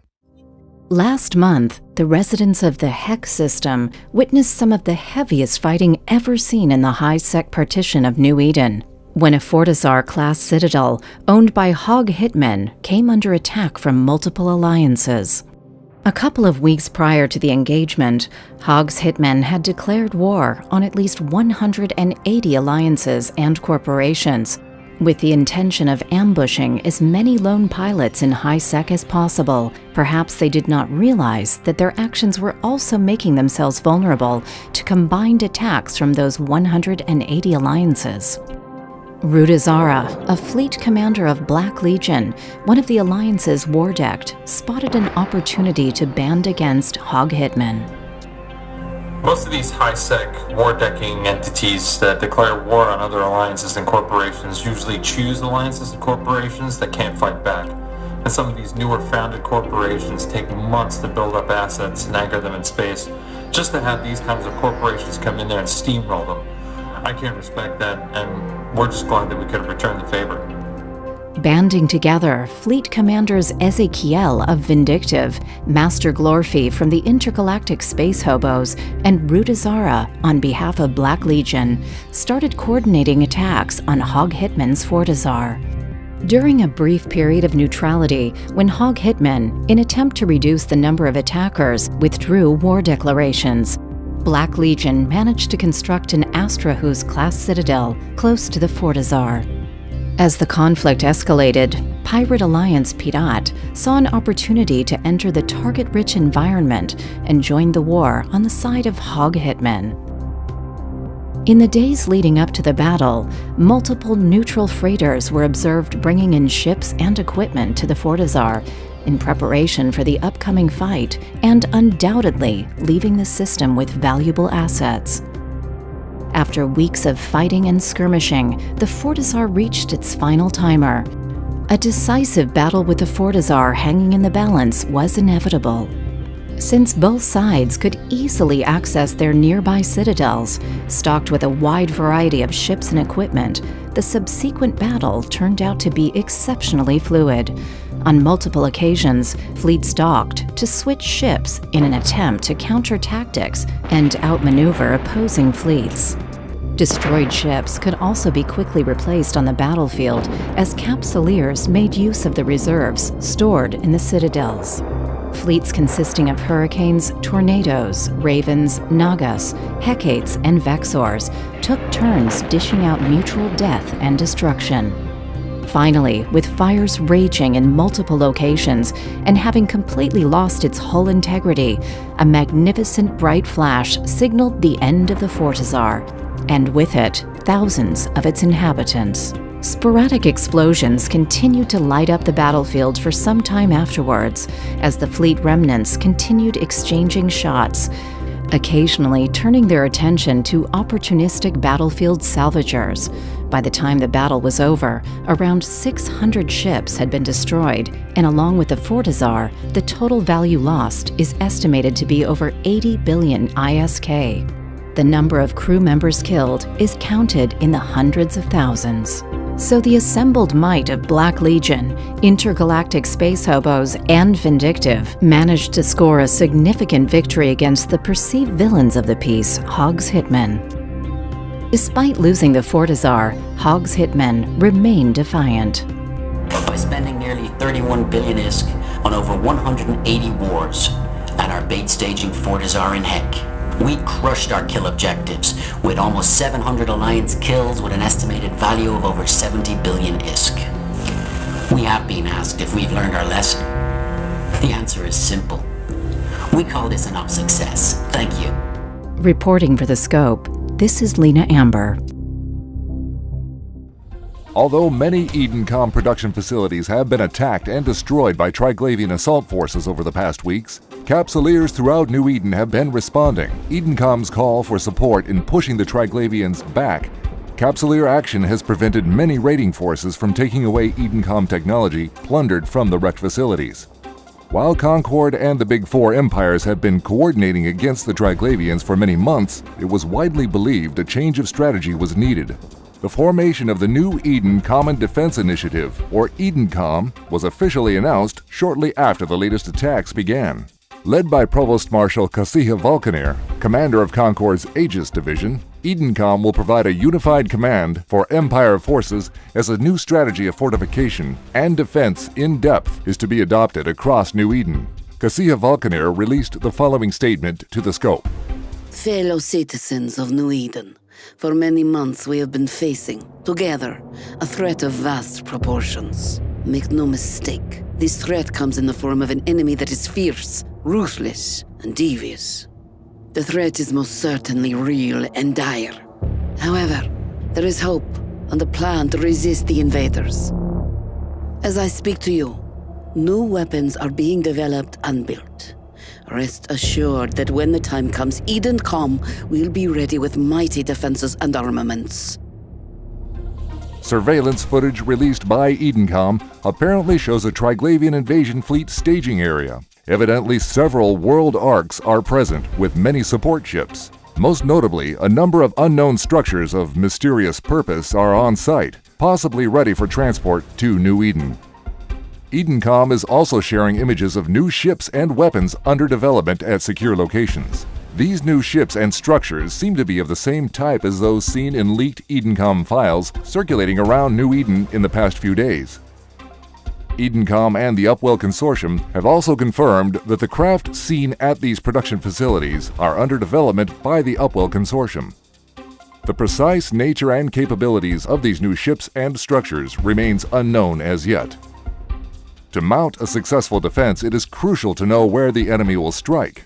Ilmgataro and Haria Haritimaro have done extensive pattern research on the solar systems that have been affected by Triglavian activity. Their report suggests that solar systems containing young blue stars seem to be of particular interest to the Triglavians. The extensive report, edited by Makoto Priano and released by the Arataka Research Consortium, goes as far as listing 73 solar systems that they believe to be at special risk of invasion. Edencom officials state that while the analysis is suggestive, they have not independently confirmed a list of targets. They say the precaution of evacuating systems would be premature at this time, though Edencom defense preparations continue across New Eden. The Scope will continue monitoring the situation and keep New Eden up to date on all developments. This is Alton Haveri reporting for The Scope.